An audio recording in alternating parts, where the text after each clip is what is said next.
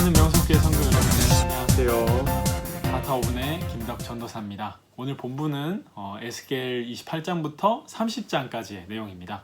오늘 바타 5분 나눔을 하기 전에 제가 잠시 바타 5분을 내려놓는다는 얘기부터 짧게 해드려야 할 것 같습니다. 제가 아직은 신학을 배우고 있는 학생이라 이제 학기가 시작되면은 신학을 배우는 일에 좀 더 열중을 하게 될 것 같습니다. 때문에 다시 방학이 찾아오기 전까지는 제가 이 바타 5분 나눔을 잠시 내려놓게 될 것 같습니다. 그러면 9월 첫째 바타 5분 지금부터 시작하겠습니다. 오늘 본문은 어제 말씀드렸던 두로의 마지막 심판, 그 심판의 마지막 두로 왕과 시돈이 받을 심판을 말씀하시고 애굽의 심판을 말하는 29장과 30장을 말씀드리면서 마칠 것 같습니다. 오늘 역시 각 장의 순서대로 조금씩 중요한 부분을 짚으면서 이야기를 한 다음에 오늘 바타 5분은 이제 마무리를 하려 합니다. 에스겔 28장부터 보시겠습니다. 이 에스겔 28장은 두 부분으로 나뉩니다. 첫 번째는 1절부터 19절까지의 두로 왕을 향한 심판 예언과 그 애가입니다. 두로 왕의 특이한 점은 바로 자신이 신이라고, 자신이 하나님이라고 주장했다는 것입니다. 두로 왕은 매우 지혜로운 왕이었습니다. 그러나 그 지혜를 통해 얻은 금과 은으로 인해, 그 재물로 인해 마음이 교만하여져서 자신을 칭으로 칭했다라고 하나님은 말씀하고 계십니다. 이에 하나님은 두로 왕의 주장을 이용하시면서 그 주장을 통해 심판하시겠다라고 말씀하시는데, 두로 왕은 자신이 바다 한가운데 두로 왕은 바다 한가운데가 자신의 보좌라고 말을 합니다. 하나님은 오히려 그를 그 바다 가운데서 죽게 하시겠다고 심판하는 그 심판의 예언을 하시는 모습을 볼 수 있습니다. 다만 그 심판을 하나님 역시 슬퍼하십니다.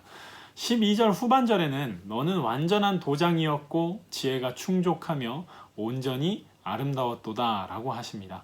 우리는 하나님이 두로 왕의 멸망을 슬퍼하시는 모습을 보면서 하나님이 그저 파괴의 신이 아니라 사람의 지혜로움을 기뻐하시고 또 권력자 세우시는 것을 기뻐하시는 그런 모습을 볼 수 있습니다. 어제 본문과 같이 하나님의 사랑은 부한 자, 가난한 자, 권력 있는 자와 비천한 자의 모두에게 있음을 볼 수 있습니다. 에스겔 28장의 두 번째 부분은 바로 시돈이 받을 심판과 이스라엘의 회복입니다. 아마 많은 분들이 아니 왜 앞에 암몬, 모압, 에돔, 블레셋을 짧게 말씀하시고 두로에 대한 예언을 길게 하셨는데 왜 또 갑자기 시돈이 나오나? 라고 생각하실 것 같습니다. 당시 시돈은 두로의 영향권 아래 부속되어 있는 나라였습니다. 때문에 두로의 죄악과 이런 상세한 묘사는 사실 시돈에게도 그대로 적용이 됩니다. 그러나 시돈은 장구한 역사를 가지고 있었고 역사적으로 이스라엘과 밀접한 관계를 가지고 있었습니다.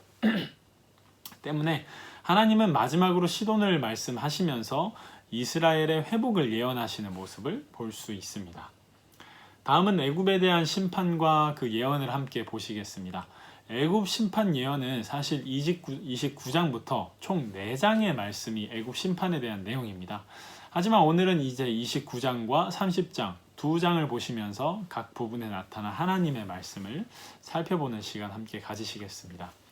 첫 번째는 에스겔 29장 1절부터 16절까지 두 비유를 통한 애굽 심판 예언입니다. 재밌는 것은 바로 첫 번째 악어 비유인데요. 이 악어 비유는 이집트의 특성을 상세히 말씀하시면서 비유로 드시면서 심판하시는 내용입니다. 여기서 나오는 나일강은 이집트의 젖줄이라 할 정도로 이집트에서는 가장 중요한 강이었습니다. 3절에 그 가운데 누웠다, 나일강 가운데 누웠다라고 하는 이 누웠다라는 히브리어의 원형의 뜻은 아주 만족하며 편히 쉰다라는 것을 의미합니다. 때문에 교만해진 이집트인들이 하나님이 허락하신 나일강을 마치 자신의 것인 양, 심지어 자신들이 만들었다는 양 말하는 그 교만을 지적하십니다. 또 6절에 나오는 갈대지팡이라는 비유는 사실 여기 에스겔에 처음 나오는 비유가 아니라 이스라엘 민족이 굉장히 익숙했던 비유였습니다.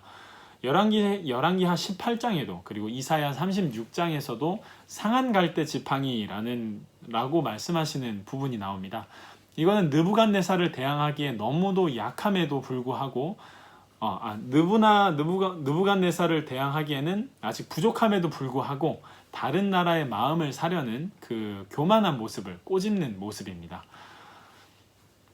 애굽 심판의 두 번째 부분은 바로 에스겔 29장 17절부터 다음 장인 30장 19절까지의 바벨론의 애굽 정복 허락의 예언입니다.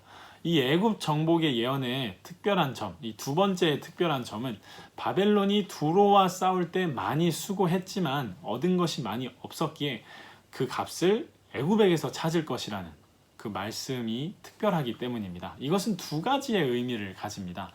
하나는 바벨론이 두로를 완전히 함락시키지 못한 것이 사실 하나님의 계획의 실패가 아니라 오히려 하나님의 섭리를 이뤄가는 과정 중에 있다는 것을 확증하는 것이고요. 그리고 두 번째는 하나님께서 인간의 역사의 모든 과정을 철저하게 섭리하고 계심을, 이끌어가고 계심을 보여주고 있는 것입니다. 두로는 애굽에 비해 작은 나라였습니다. 애굽에 비해는 작은 도시에 불과한 두로조차 완전히 정복하지 못한 바벨론이 나일강을 건너서 애굽을 정복하리라고는 예상하기 힘들었을 겁니다. 하나님은 그런 예언을 먼저 하시고 또 성취하게 하심으로써 하나님이 하나님이심을, 하나님의 말씀이 진실됨을 나타나게 됩니다. 오늘 애굽의 멸망의 메시지, 이 마지막은 에스겔 30장 20절부터 26절까지의 내용입니다. 주제는 하나님이 친히 일하신 애굽 정복입니다. 하나님은 바벨론 왕이 애굽 왕 파라오를 이길 수 있었던 것은 그의 능력이 출중해서가 아니라 하나님께서 일하셨기 때문임을 말씀하십니다. 하나님은 두 가지 일을 하십니다. 하나는 이집트 왕의 팔을 꺾으신 것, 그리고 두 번째는 바벨론 왕의 팔을 견고하게 하신 것입니다. 그리고 하나님은 내 칼을 바벨론 왕에게 넘겨주어 바벨론 왕이 애굽 땅을 칭음으로써 내가 여호와인 줄을 그들이 알리라 라고 말씀하십니다. 이 말씀하심으로써 이 전투의 승패가 바벨론과 애굽의 군사력에 따른 것이 아니라 본질적으로 하나님 여호와의 섭리에 의한 것임을 나타내시면서 오늘 30장은 마무리가 됩니다. 오늘 29장과 30장의 주된 메시지는 하나님의 섭리라고 볼 수 있을 것 같습니다.